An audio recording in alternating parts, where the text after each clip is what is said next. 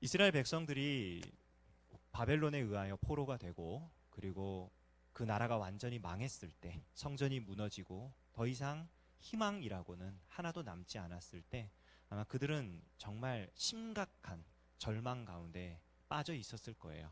대체 이 나라가 어찌 되려고, 대체 우리는 어떻게 살아야 하나, 여러 가지 고민과 슬픔 가운데 처해 있었을 것입니다. 그런데 70년의 세월이 지나고 하나님께서 이스라엘 백성들을 다시 돌아오게 하십니다. 잃어버렸던 땅, 떠나갔던 땅, 고향 땅, 성전이 있던 예루살렘으로 그들이 다시 돌아와서, 이제 오늘 우리 읽었던 본문을 보면 그들이 그곳에서 성전을 다시 쌓아 올립니다. 이스라엘 백성들에게 있어서 성전을 다시 쌓아 올렸다라고 하는 말은 단순히 무너졌던 건물을 다시 세운다는 얘기가 아니에요. 그들에게 있어서 성전이 다시 올라간다는 것은 하나님이 심판하셔서, 하나님이 이스라엘 백성을 버리셔서 포로가 되었는데, 하나님이 이제 다시 찾아오셔서 이스라엘을 하나님의 백성으로 다시 삼아 주셨다고 하는 그런 진정한 회복의 의미가 그 안에 함께 담겨 있습니다. 오늘 우리가 함께 이 에스라 말씀을 나누면서 하나님께서 이 이스라엘 백성들에게 행하셨던 이 구원, 이 회복, 이 말씀이 오늘 우리가 계속해서 지난주부터 통합예배, 주일학교 통합예배에 대해서 우리가 말씀을 나누고 있는데, 과연 우리 교회 가운데 하나님께서 무슨 일을 행하시려고, 그리고 우리가 어떤 비전을 바라보고 이 일을 진행해야 할 것인가에 대해서 함께 이 말씀을 통해서 생각을 나눠보고자 합니다. 가장 먼저 이스라엘 백성이 회복되는 이 사건 가운데에 가장 중요한 것, 그리고 가장 먼저 되었던 일은 무엇일까요? 그것은 이스라엘 백성들이 그 바벨론 땅에서부터 돌아오는 것도 아니었고 성전을 쌓는 것도 아니었습니다. 이스라엘 백성에게 가장 먼저 일어났던 회복의 첫걸음은 뭐였냐면, 그들이 말씀대로 살고자 하는 소망이 생겼다는 거예요. 이스라엘 백성이 포로로 잡혀간 후에 예루살렘 성전이 무너지고 그들이 정말 터전을 잃어버린 후에 그들 가운데 영적인 각성이 있었어요. 무슨 각성이냐면, 우리가 하나님의 말씀을 떠나 살았기 때문에 하나님께서 우리를 벌하셨다 라고 하는 각성이 생겼습니다. 그리고 성경을 연구하는 사람들, 레위 사람들, 우리가 서기관이라고 부르는 이 직업이 그때 생겼어요. 회당이라고 부르는 모임이 이때 생겼습니다. 그들이 포로로 잡혀간 그곳에서 하나님 말씀을 연구하기 시작한 거예요. 말씀대로 살지 않아서 하나님의 심판을 당한 백성으로서 다시 하나님께로 돌아가기 위하여 그들이 말씀을 연구하기 시작했고, 그 말씀을 중심으로 모이기 시작했습니다. 그래서 그들이 열심히 연구하고 모이고 70년의 세월이 지난 후에 하나님께서 그들을 다시 돌아오게 하셨어요. 돌아온 그들이 가장 먼저 한 일은 무엇이었느냐? 말씀대로 사는 거였습니다. 오늘 보면은 3장 1절에 보면 이스라엘 자손이 각자의 성읍에 살았더니, 각자 자기 성읍에 이스라엘 백성들이 돌아와서 살았어요. 살았는데 그들이 그곳에 살면서 말씀대로 살려고 하다 보니까 그들에게 없어서는 안 될 너무 중요한 게 지금 존재하지 않는다는 걸 깨달은 거예요. 그게 뭐냐면 성전입니다. 하나님의 말씀대로 살기 위해서는 그들이 하나님 앞에 나아가 예배하는, 제사 드리고 제물을 바치고 하는 성전이 있어야 되는데 성전이 없는 거예요. 이스라엘 백성이 왜 하나님 말씀을 떠나 살았느냐? 예루살렘에 와서 그 성전, 하나님이 계시는 그 성전에 와서 예배하라라고 하는 하나님의 말씀에 대해서 이스라엘 백성들이 그게 귀찮으니까, 그것이 효율적이지 않으니까 각각 자기 근처에 있는 산당, 높은 산에 있는 영험한 기운이 서려 있는 것 같은 그런 데 가서 자기들 나름대로 예배를 드렸어요. 자기들 나름대로 하나님을 섬긴다고 섬겼어요. 그런데 그것이 하나님 말씀과 같지 않았어요. 그래서 그들이 말씀을 어기는 삶을 살게 된 거거든요. 그러니까 이들이 각자 성읍에 돌아와서 살다 보니 성전이 없으면 100% 다시 옛날로 돌아가겠는 거예요. 산당에서 예배 드리고 하나님을 내 마음대로, 내가 원하는 대로, 내 방식대로, 내가 편한 대로 하나님을 예배한다고 말을 하지만 사실은 내가 원하는 대로 하나님을 이용해 먹는 그 모습으로 돌아갈 것이 너무 자명한 거예요. 그러니까 그들이 성전을 다시 쌓아 올립니다. 근데 이 성전을 쌓아 올릴 때 아주 재밌어요. 여기 보면은 일곱째 달에 그들이 모여가지고 번제를 제대로 드리기 시작하고요. 그때 이제 작업을 합니다.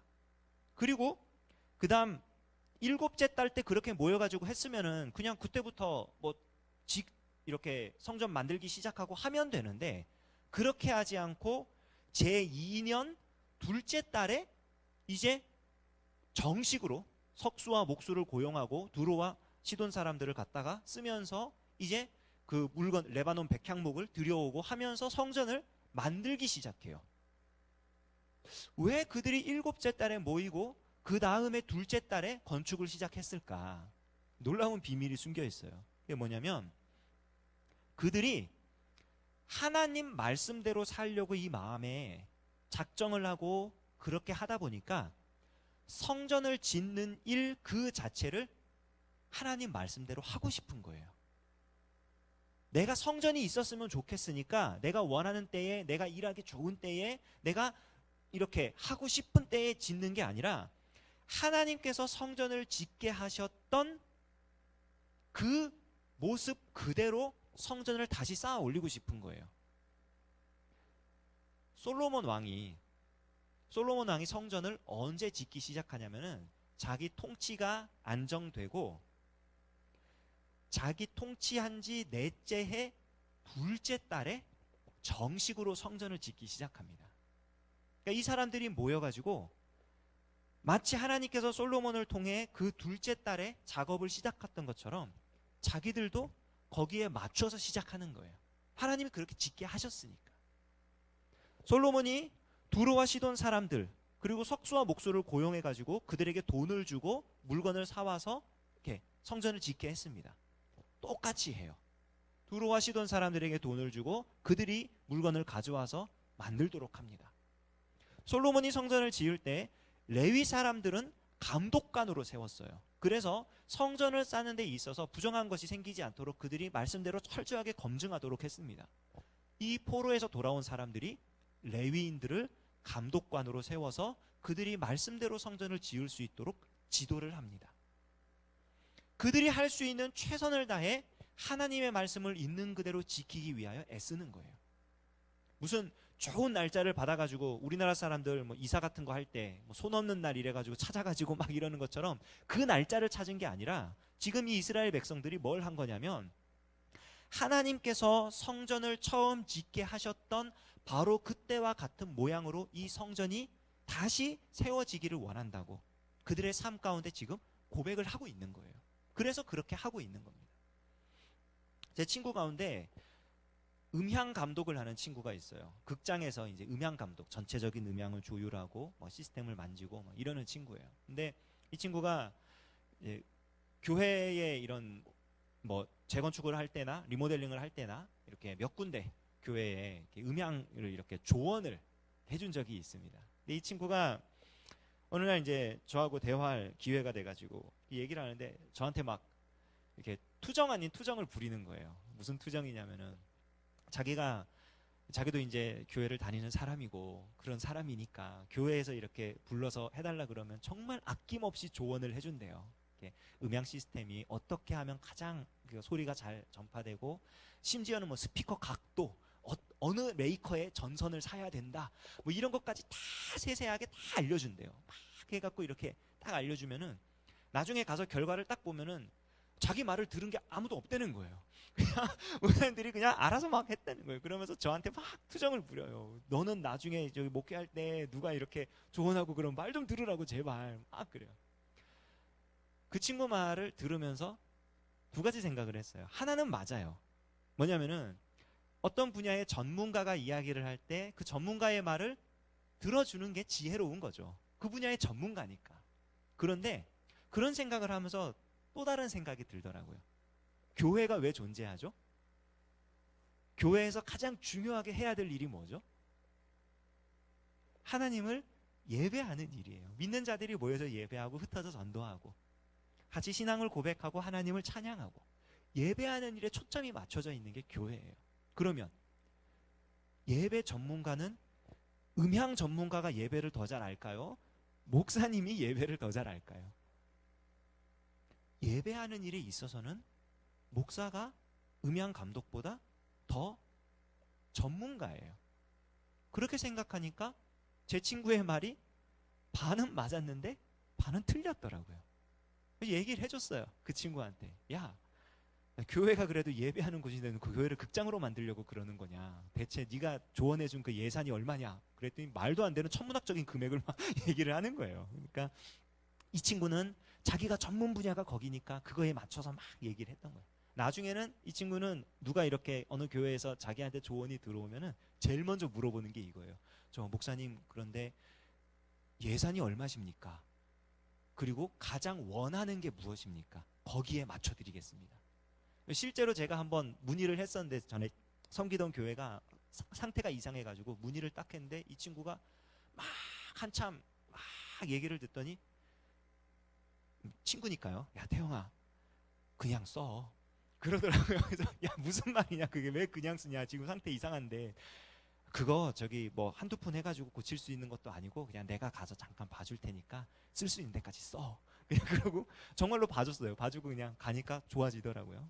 지금은 이제 시골에 있어가지고 이 친구가 시골로 내려갔어요. 저기 지방 공무원으로 가가지고 이제는 뭐 더 이상 도움도 못 구하는데, 하나님의 성전을 지어가는 데 있어서 이스라엘 백성들이 얼마나 많은 기술이 있고 얼마나 많은 생각이 있겠어요. 자기들이 할 수 있는 것들이 많이 있었을 거란 말이에요. 그런데 굳이 둘째 딸부터 시작해서 두로와 시돈 사람들에게 부탁을 하고 레위인은 감독관으로 세우고 이러는 이유는 하나님께서 그렇게 하셨었기 때문이에요.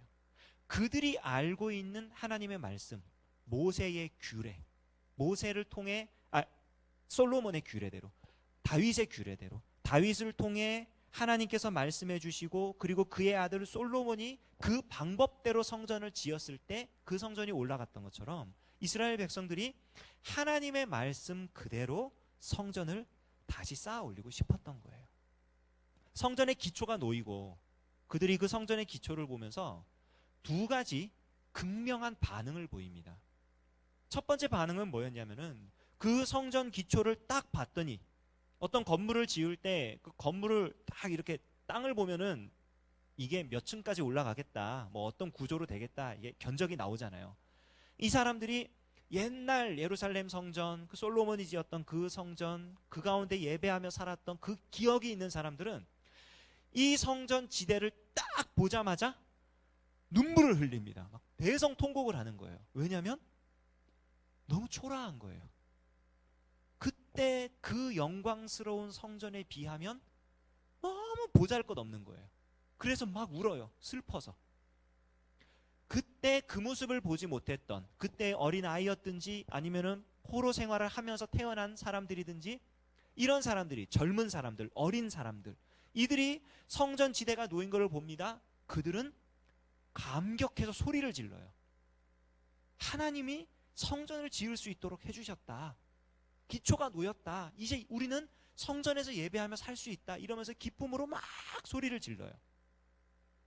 그런데 그 성전 기초를 보면서 눈물 흘린 자들이나, 그 성전 기초를 보면서 기뻐 외쳤던 자들이나 똑같이 보지 못했던 게 있어요.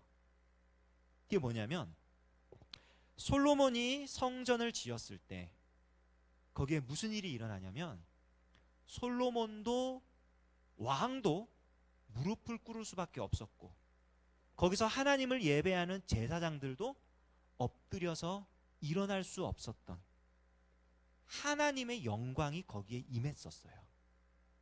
구름 가운데 임재하셔서 하나님께서 영광스러운 모양으로 그 성전을 뒤덮으셨습니다.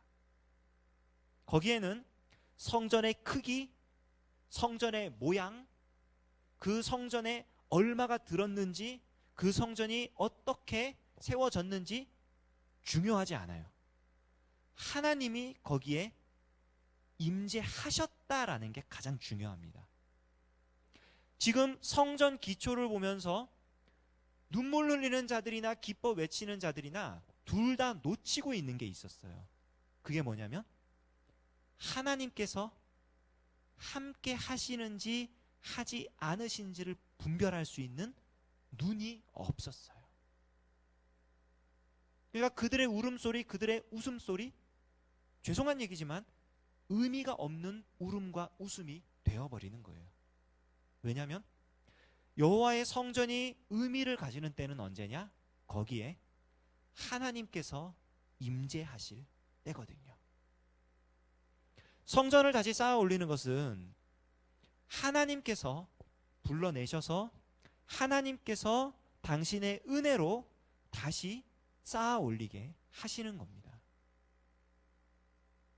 우리 안에 내면의 새로움, 성령의 거듭나게 하심, 그리고 하나님의 말씀대로 순종하고자 하는 열심, 그리고 정말 그 말씀대로 행하는 뚝심, 무엇보다도 하나님께서 함께 하시는 은혜의 역사, 바로 그게 성전을 다시 쌓아 올리는 거예요. 그래서 우리 강서중앙교회가 추구하고 있는 통합 예배라는 것은 예배의 어떤 형식적인 요소, 예배의 어떤 구성이나 내용, 이것보다도 가장 우선적으로 우리가 의미를 두고 기도하며 준비하는 게 뭐냐? 예배의 본질을 회복하자는 거예요. 예배의 본질이 회복되지 않으면 예배의 겉모양이 어떻게 바뀌든, 예배의 구성원이 어떻게 바뀌든, 예배의 장소가 어떻게 바뀌든 아무 의미가 없습니다. 하나님께서 예배 가운데 임재하셔서 우리와 긴밀한 관계를 가지시고 우리 가운데 은혜를 베풀어 주시는 그 역사가 일어날 때 비로소 예배가 예배다워지는 것이고 예배의 본질이 회복되는 거예요. 우리가 지금 추구하고 있는 이 통합 예배가 어떻게 그러면은 예배의 본질을 회복해 나갈 것인가? 한번 이제 PPT 자료하고 함께 조금 보도록 할게요. 저런 순서로 좀 살펴볼 거예요. 예배의 본질을 살펴보고 요소를 살펴보고 시대별로 세 시대를 나누어서 생각해보고 우리 교회가 추구하는 강서중앙교회 통합예배 안에 어떤 예배의 본질적인 요소가 들어있는지에 대해서 말씀을 나누겠습니다. 가장 먼저 예배의 본질에 대한 부분이에요. 예배는요, 말씀과 성례전을 통한 하나님과 인간의 만남, 그리고 그에 따른 교제의 관계가 핵심입니다. 이게 무슨 말이냐면 하나님께서 우리를 만나주시는 그 역사, 그 은혜가 없으면 예배가 의미가 없어요. 하나님이 하시는 일을 보았던, 예수님이 하시는 일을 보았던 니고데모가 밤에 예수님을 찾아오죠. 그리고 예수님에 대해서 당신은 하늘에서 온 사람이라고, 하늘로부터 온 사람이라고, 그러지 않으면 이런 일 할 수가 없다면서 예수님을 막 칭찬을 해요. 그 말을 들은 예수님이 뭐라 그러느냐? 사람이 거듭나지 않으면 하나님 나라를 볼 수 없다. 거듭나지 않으면 하나님 나라 알 수도 없다. 니고데모가 예수님이 하시는 일을 아주 좋게 봤는데 예수님은 딱 요즘 흔히 쓰는 말로 팩트 폭력을 가하시는 거예요. 너 지금 안 거듭났잖아. 네가 지금 보고 있는 것이 정말 하나님 나라의 일이라고 생각하는 거니? 하나님께서 우리를 만나주시고 우리와 함께 하시는, 근데 앞에 중요한 단서가 있어요. 말씀과 성례전을 통한. 무슨 뜻이냐면은 하나님께서 우리를 만나주시는 데 있어서 하나님께서 우리에게 보여주시는, 하나님 우리한테 보여주신 계시, 하나님의 말씀이 없이는 하나님과 우리 사이의 만남이 불가능합니다. 우리 쪽에서 하나님을 향해 갈 수가 없어요. 하나님을 향해 가는 길이 모두 막혔고 심지어 우리는 하나님으로부터 등을 돌리고 있어요. 하나님을 피해 숨어 있어요. 하나님께로 갈 수가 없습니다. 하나님께서 우리에게 먼저 찾아오시고 먼저 말씀하시고 먼저 우리를 발견하시고 우리한테 손을 내밀어 주셔야 하나님과의 만남 그리고 하나님과의 인격적인 관계가 시작돼요. 그 유일한 수단이 뭐냐? 말씀과 성례전. 근데 말씀과 성례전이 왜 유일한 수단이 되는 것입니까? 말씀과 성례전이 우리에게 보여주는 하나님을 향한 길이 예수 그리스도시기 때문이에요. 예수 그리스도를 통한 그 방법, 그 길이 아니고서는 하나님을 예배할 수 있는 길이 존재하지 않아요. 그러니까 반드시 그게 전제가 돼야 됩니다. 그것이 전제된 상태에서 저기 이제 두 번째, 세 번째 저 얘기가 이제 성립이 되는 거예요. 마음과 뜻과 정성이 모아진 총체적인 표현. 예수 그리스도 안에서 우리 마음, 우리 뜻, 우리 정성을 다해가지고 하나님 앞에 우리가 하나님을 높일 수 있는 모든 표현을 다 하는 거예요. 예수 그리스도 안에서. 자신의 신앙과 교리가 합리적이고 적극적으로 포함되어 있어야 하고 교회가 지켜온 성경적 내용과 전통의 핵심들이 내포되어 있어야 한다. 분명히 시대에 따라서 우리의 마음과 뜻과 정성을 표현하는 방법들은 바뀝니다. 분명히 바뀌어요. 우리가 하나님을 찬양하는 방법들, 하나님께 우리의 마음을 표현하는 방법들도 바뀌게 되어 있어요. 그러나 절대 본질은 바뀌어서는 안 돼요. 하나님 말씀을 통해 이루어져야 하고 우리의 중심이 하나님께로 온전히 나아가는 성경에서 벗어난 방법으로 예배할 수가 없습니다. 자, 그러면 이런 본질을 가지고 어떤 예배의 요소들이 이제 존재하는가? 가장 대표적인 필수적인 예배의 요소들이 저래요. 성경 봉독, 말씀 선포, 기도, 찬양, 성례전, 헌금. 저 성경 봉독과 말씀 선포를 각각 따로 둔 이유는 뭐냐면은 둘 다 합쳐서 이제 하나님의 말씀이라고 할 수 있는데 성경 봉독이라는 것은 하나님께서 우리에게 주시는 그 말씀을 함께 읽는 겁니다. 그런데 말씀 선포라는 것은 뭐냐면 성도들 가운데 이제 하나님의 말씀을 더 깊이 연구하고 구약 시대에는 이제 선지자라고 할 수 있겠죠. 그리고 신약 시대 때는 사도들이 그런 역할을 감당했고 지금은 이제 목회자들이 그런 역할을 감당하고 있죠. 그 하나님의 말씀을 깊이 연구하고 이해해서 우리가 더 알아들을 수 있도록 더 이해할 수 있도록 그 말씀을 우리한테 풀어서 전해주는 일이 반드시 필요해요. 왜냐하면 하나님의 말씀을 이해하지 못하면 우리가 말씀을 아무리 읽어도 의미 없는 그런 게 되잖아요. 그러니까 말씀, 그 성경 봉독과 말씀 선포를 그래서 두 개를 각각 저렇게 따로 해놨던 겁니다. 기도, 찬양. 기도와 찬양은 어떤 의미에서는 사실은 같은 거라고 볼 수 있어요. 왜냐하면은 성경 봉독과 말씀 선포라고 하는 것은 하나님께서 우리한테 이렇게 해주시는 것을 얘기하는 거라면 기도와 찬양이라는 것은 우리가 하나님께 드리는 것을 얘기합니다. 그래서 하나님께 우리의 간구 또는 뭐 감사, 어떤 다른 사람을 위한 도구, 여러 가지 모양으로 기도할 수 있겠죠. 하나님께 우리가 가지고 있는 것들을 올려드리는 거예요. 소원이 되었든 어떤 바람이 되었든 올려드리는 거예요. 찬양 역시 하나님을 자랑하고 하나님을 높이고, 사실은 기도에 대해서 찬양에 대해서 구체적으로 얘기하려면은 뭐 시간이 정말 막 특별히 세미나를 열어가지고 아니면 훈련원에 이렇게 과정에 넣어가지고 막 해야 더 깊이 있게 이해할 수 있는데, 가장 그냥 간단하게 얘기하면 기도와 찬양이라는 것 하나님께 올려드리는 성례전, 헌금. 성례전은 그 우리 교회에서는 세례와 성찬 딱 두 개를 얘기하는 겁니다. 세례와 성찬. 우리 돌아오는 주일날 하지요. 세례식. 그 정말 중요한 예식입니다. 그래서 저 성례전을 뭐라고 부르냐면 눈에 보이는 말씀이다, 이렇게 불러요. 그래서 하나님의 말씀, 위에 있는 성경공도 말씀 선포와 더불어 성례전까지 이제 하나님께서 우리 쪽을 향한 것이라고 보면 되고, 기도, 찬양, 그리고 밑에 헌금. 헌금은 왜 넣냐면은 헌금이라고 하는 것은 단순히 하나님께 돈을 드리는 그게 아니라 하나님께 대한 우리의 마음, 감사의 고백이 되었든 어떤 하나님을 향한 우리의 고백들을 표현해낼 수 있는 그런 최고의 것이기 때문에 넣어놓은 거예요. 우리가 우리의 하나님을 향한 우리의 마음을 표현해낼 수 있는 가장 쉬운 길이고 가장 어떻게 보면은 확실한 길이에요. 하나님께 우리의 것들을 표현해드리는, 그러니까 하나님께서 우리에게 우리에게 주시고 우리가 하나님께 드리는, 이것이 상호교차적으로 일어납니다. 이게 예배의 요소예요. 그걸 저렇게 정리를 해놓은 겁니다. 자, 그러면 이런 예배의 요소들이 시대에 따라서 어떻게 진행되어 왔는지 한번 생각을 해보도록 하겠습니다. 자, 가장 먼저 구약시대 때의 예배예요. 구약시대 때. 구약시대 때는 크게 저런 모양들의 그 하나님과 우리 사이의 소통이 이루어졌습니다. 가장 먼저 시편 낭독. 지금 요즘에 새벽에 이제 시편을 계속해서 강해를 하고 있는데 이제 12월까지 가면 시편 150편까지 다 돼요. 그 150편 끝나기 전에 새벽에 다 오셔요. 한번 좋아요. 시편 낭독이 중요한 이유가 뭐냐면 시편이 왜 만들어진 그 책이냐면요.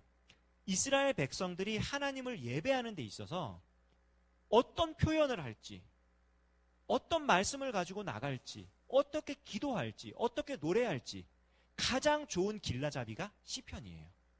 그리고 시편의 가장 주된 내용이 뭐냐면 하나님께서 우리에게 베풀어 주신 구원에 대한 감사, 그리고 하나님께서 우리를 위하여 해주실 영광스러운 미래에 대한 믿음의 고백이에요. 하나님이 하신 일에 대해서 감사하고 하나님이 하실 일에 대해서 소망을 하는 그 내용이 시편에 가득합니다. 그러니까 그걸 가지고 말씀을 나누는 거예요. 서로 시편을 낭독은 주로 이제 교독의 형식으로 많이 했어요. 인도자가 읽고 회중이 읽고 교독 형식으로, 혹은 인도자가 부르면 회중이 따라 부르고, 이런 식으로 시편을 다양하게 예배의 형식 가운데 사용을 했습니다. 말씀 강론이 있어요.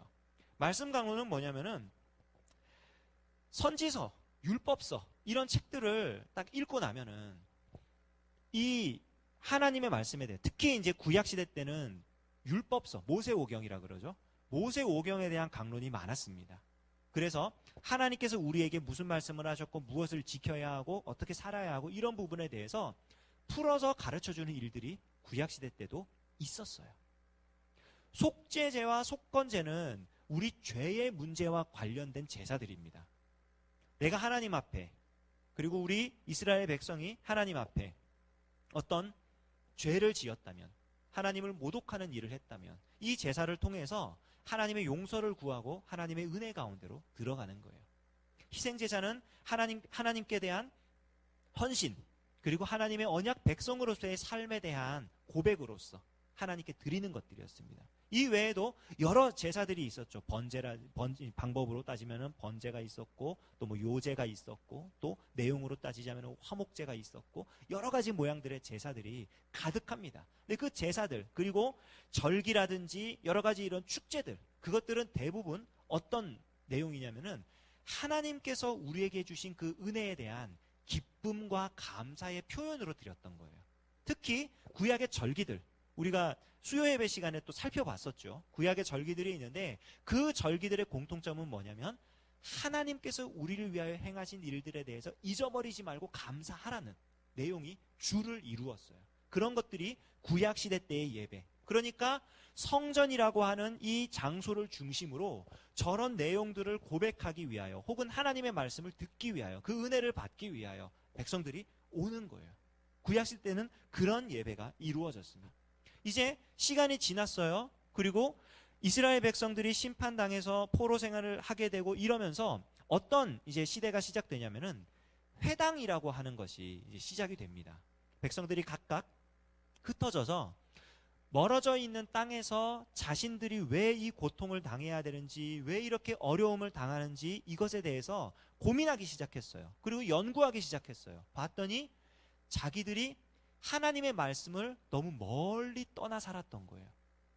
분명히 하나님 말씀대로 산다고 살았는데 돌이켜보니까 하나님 말씀대로 산 게 하나도 없는 거예요. 그러니까 이때부터는 구약시대 때보다 더욱더 말씀에 집중을 합니다. 보시면은 쇠마를 암송해요. 쇠마가 뭔지는 아시죠? 쇠마는 신명기 6장 4절부터 6절까지의 말씀입니다. 이스라엘아 들으라. 하나님이 오직 한 분이시다. 그리고 계속 자자손손 그 말씀을 가르쳐라. 이 내용이 딱 주제로 있는 그 구절이에요. 쇠마를 이들이 암송을 했습니다. 그래서 이 백성들이 비록 몸은 떨어졌어요. 땅은 예루살렘을 떠났어요. 이스라엘로부터 흩어져 가지고 이방 나라로 갔는데 이곳에 있지만 그래도 우리 중심은 하나님의 백성입니다. 나는 이 하나님의 말씀을 굳게 지키고 삽니다. 라고 고백을 하는 거예요. 쉐마를 통해서. 그리고 기도가 있는데 이제는 회당 예배 때의 기도는 다른 기도와 조금 달라요. 어떤 기도를 드리냐면, 이건 이제 쉐모나 에스네라 그래가지고 시편을 가지고 엮은 기도문이에요. 시편을 가지고 한 8가지 정도의 그 이제 찬양 노래들을 이렇게 엮어가지고 기도를 어떻게 하냐면은 인도자가 불러요. 그러면 저 회중들이 또 이제 화답을 합니다. 그러니까 쉽게 말하면 이제 송영과 화답송처럼 기도를 그렇게 하는 거예요, 아예. 그러니까 말씀을 떠나기 싫은 거죠, 이 사람들이. 말씀 떠나서 자기들이 너무 이런 고통을 받으니까 말씀을 떠나기 싫어서 쉐마를 암송하고, 그리고 기도도 시편으로 엮어가지고 말씀 그대로 그냥 기도를 해요. 또 어떻게 합니까? 성경을 막 읽습니다. 특별히 어떤 성경을 읽었냐? 율법서 그리고 선지서를 읽어요. 율법서는 하나님의 말씀이 무엇이다 라고 딱 가르쳐 주니까 그 말씀을 막 읽어요. 선지서는 하나님께서 약속하신 것들에 대한 소망을 붙잡기 위해서 막 읽습니다. 그리고 요 성경 낭독을 할 때, 이 회당 예배 때는 이 사람들이 각 나라로 흩어져 살잖아요. 흩어져 사니까 히브리어로 되어 있는 성경을 읽고 나서 반드시 인도자가 아람어로 통역을 했습니다. 왜냐면은 포로 1세대는 괜찮아요. 그들은 히브리어를 다 알고 있어요. 그런데 흩어져서 이방 땅에 살면서 거기서 태어난 자녀들은 히브리어를 점점 잊어버리는 거예요. 그들에게 하나님 말씀이 무엇인지 정확하게 알려주기 위해서 이들이 통역을 하는 거예요. 아람어로. 그래서 알아들을 수 있도록, 말씀을 알아들을 수 있도록 하는 거예요. 그리고 이제 그 말씀을 낭독한 후에 이제 그 회당장이 어떤 사람을 지목을 해서 이 말씀에 대해서 설교를 좀 해주십시오 부탁할 수도 있고요. 아니면은 회당장이 직접 할 수도 있고, 심지어는 누군가가 자원해서 설교를 할 수도 있었어요. 그 말씀에 대해서 이 말씀이 이런 의미입니다. 그러니까 우리가 이렇게 살아갑시다 라고 삶의 적용을 이끌어내는 설교를 누구나 했습니다. 그래서 신약 성경을 보면은 예수님께서 이렇게 회당에서 가르침을 베푸는 경우가 되게 많잖아요. 그게 예수님 나이도 젊은데 역시 예수님이야, 예수님은 다른 것 같아, 저 젊은 사람이 가서 막 가르쳤어, 그게 아니라 그 당시에 당연한 문화였어요. 회당 예배를 드리는 사람들의, 누구든 하나님의 말씀에 대해서 우리 삶의 적용으로 끌어낼 수 있는 결론이 있다면 설교할 수 있었어요. 바울도 그랬잖아요. 전도 여행을 하면서 회당을 찾아가면서 그가 전도를 할 때에, 복음을 전할 때에 자기가 설교하는 거에 대해서 막는 사람이 아무도 없었어요. 회당 예배 때부터 그것이 시작된 겁니다. 그리고 회당 예배 때 이제 축도라는 것이 이제 생겨요. 물론 그 이전에도 축도는 있었습니다. 이스라엘 백성들이, 특히 제사장들이 여호와는 내게 복 주시기를 원하며 하면서 막 이제 축복을 해줬어요. 근데 이제 회당 예배 때는 더 간절한 거죠. 하나님께서 은혜 주시기를, 복 주시기를 더 간절히 바라며 이제 회당장이 혹은 그 회당에 모인 사람들 중에 가장 연장자가 축복 기도함으로써 예배를 마무리 짓는 모양으로 진행이 됐습니다. 이제 신약 시대로 넘어옵니다. 이제 초대교회의 모양이에요. 이때는 조금 뭔가가 좀 많아진 것 같아요. 무언가가 좀 많아지고 그 안에 이제 요소들이 막 많아진 것 같은데, 핵심은 똑같습니다. 순서가 많아진다고 해서 더 거룩해지고 그게 아니라 아까 말했던 하나님이 우리에게 베풀어 주시는 은혜와 우리가 하나님께 올려드리는 응답, 이 상호작용이 더 원활하게 진행되기 위하여 저런 요소들이 생기는 거거든요. 신약시대 때는 하나님의 말씀을 누가 가르쳤느냐? 사도들이 가르쳤어요. 왜냐하면 예수님이 3년간 데리고 다니면서 그들을 직접 가르치셨기 때문에 하나님의 말씀이 무슨 뜻이다, 어떤 의미가 있다, 가장 잘 가르칠 수 있었고, 그들이 오순절 성령이 임하실 때 성령을 받았잖아요. 성령님의 인도하심에 따라서 사역을 감당했기 때문에 그들을 통해 하나님 말씀을 배웠습니다. 그리고 또 성찬과 애찬이라는 걸 했어요. 성찬은 잘 아시죠? 예수님께서 기념하라, 기억하라 하시면서 떡을 떼고 포도주를 돌리고 하면서 예수님의 그 십자가 사역을 기억할 수 있도록 성찬을 행했어요.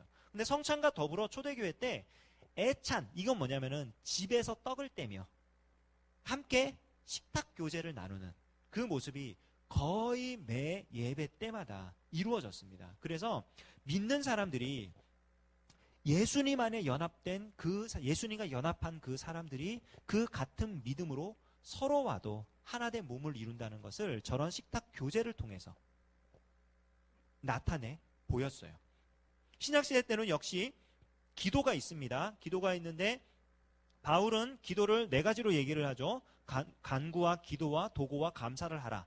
이런 것들이 이제 기도의 종류에 대한 것들인데, 하나님께 어떤 문제가 있을 때나 하나님의 마음을 알아갈 때, 하나님의 뜻을 구하고 다른 사람들을 위해서 대신 기도할 때 등등, 그리고 하나님께 감사의 고백을 드릴 때 여러 모양으로 하나님께 기도를 할 수 있었어요. 찬양은 초대교회 때도 역시 시편의 노래들을 가지고 찬양을 했습니다. 하나님을 노래하고 하나님께 올려드렸어요. 신앙 고백. 이제 신앙 고백이라고 하는 것은 아까 회당 예배에서 쉐마를 암송을 했었잖아요. 그 쉐마 암송은 내가 하나님의 언약 백성이다라고 하는 것을 고백하는 그거였는데, 여기서 나오는 신앙 고백은 뭐냐면 예수 그리스도를 주로 시인하는 신앙 고백이에요. 쉐마 암송이 아니라 예수님이 그리스도이심을. 그래서 이 신앙 고백이 점점 발전해가지고 우리가 무엇을 믿고 어떻게 고백해야 하는가가 정리된 내용이 뭐냐면 우리가 알고 있는 사도신경이에요. 사도들로부터 전해져 내려오는 믿음의 고백들. 그게 사도신경입니다. 그래서 하나님, 예수님, 성령님, 교회, 그리고 다시 오실 예수님, 하나님의 구원, 모든 내용이 그 안에 다 들어가 있죠. 신앙 고백 안에. 그래서 여기서는 이제 아주 단순한 신앙 고백이었어요. 그 카타콤이라는 거 들어보셨죠? 그 핍박이 심하니까 예수님 믿는 사람들이 지하 이제 동굴로 들어가가지고 거기서 막 생활을 하고 그랬는데, 그때는 신앙 고백이 그냥 딱 하나였어요. 요 물고기 마크 이렇게 그리는 거. 그 자동차 뒤에나 뭐 이렇게 스티커 같은 걸로 보면은 딱 물고기 있는 거 있잖아요. 그게 이제 익디스라고 그러는데, 그게 이제 앞 글자 이니셜만 따가지고 예수 그리스도 하나님의 아들 구원자라는 뜻이거든요. 그래서 그 앞에 이니셜을 붙이면은 이제 익디스라 그래서 물고기가 돼요. 익투스라고 많이 들으셨죠? 그래서 그 물고기 모양을 표시하는 거에부터 시작해가지고 이제 나중에는 사도신경에 이르기까지 우리가 무엇을 믿는지 어떻게 고백하는지가 이 신앙 고백 안에 들어있죠. 초대교회 때의 헌금은 주로 가난한 자를 위한 연보였습니다. 그래서 있는 자는 없는 자를 위하여, 그리고 없는 자는 기꺼이 성도의 교제 가운데에서 하나님이 주시는 것으로 알고 함께 이제 그 생활을 할 수 있도록 그런 연보라고 부르지요. 그것들이 진행이 됐고요. 축도가 있었고 송령이 있었어요. 그 예언과 방언이 초대교회 때는 많았습니다.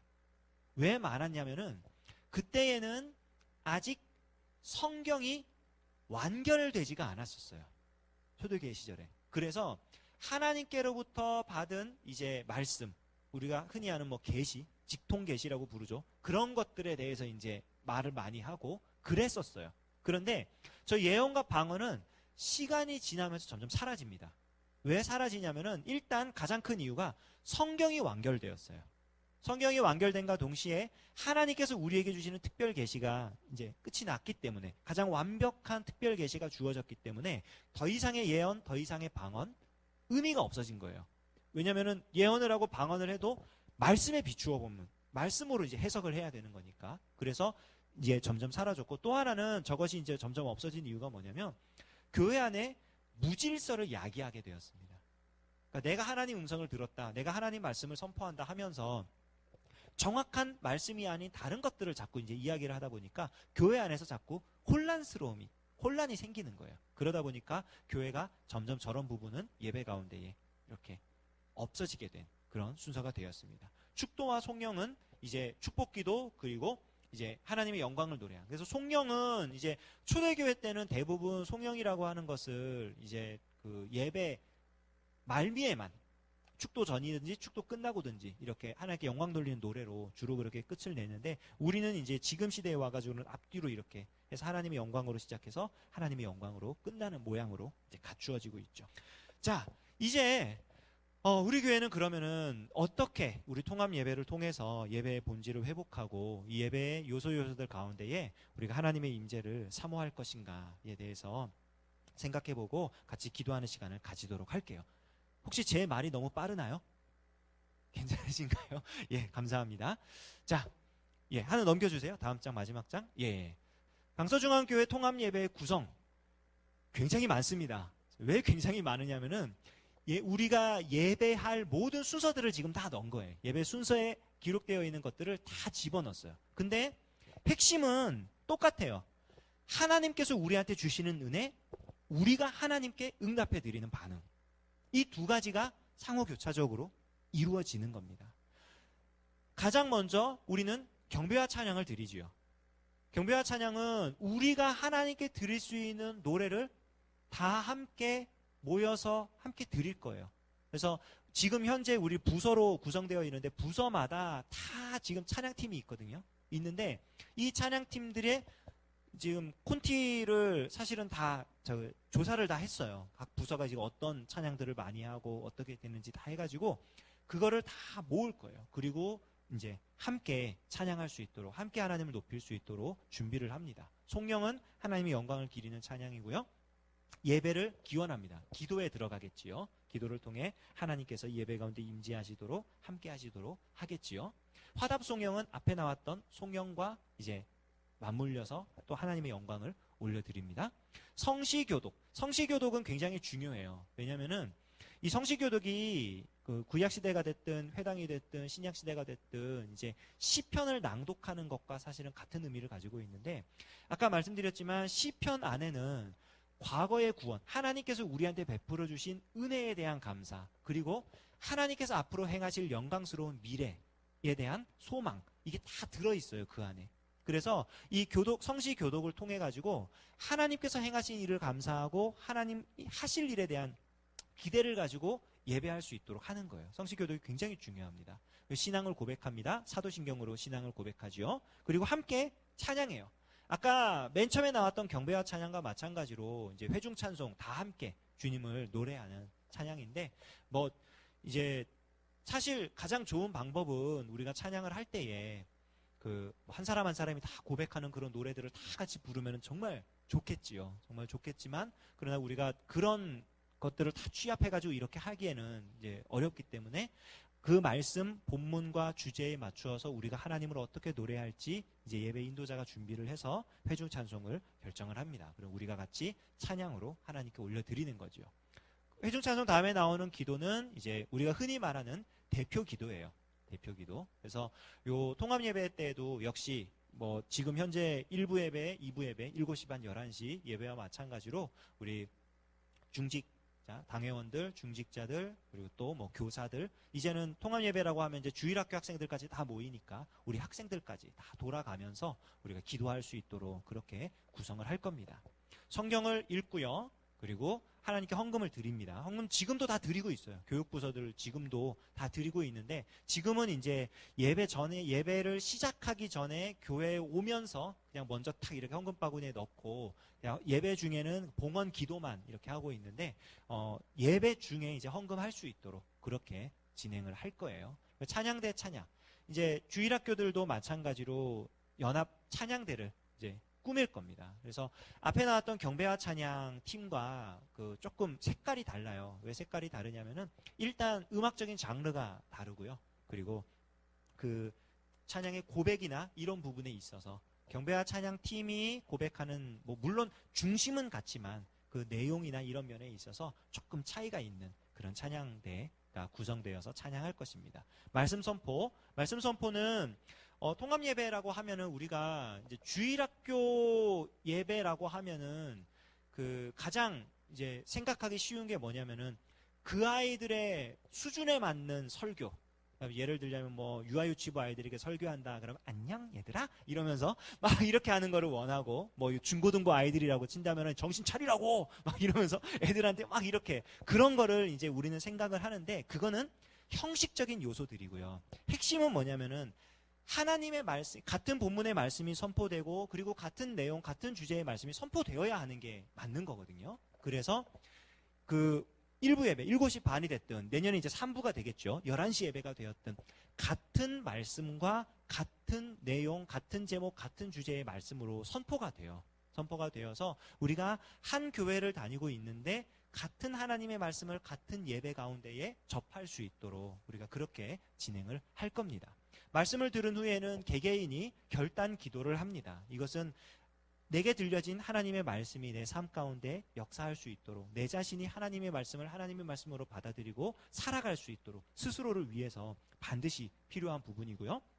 그리고 기도 후에 찬양하고 그리고 축도와 송영으로 우리가 예배를 이제 마치게 될 것입니다.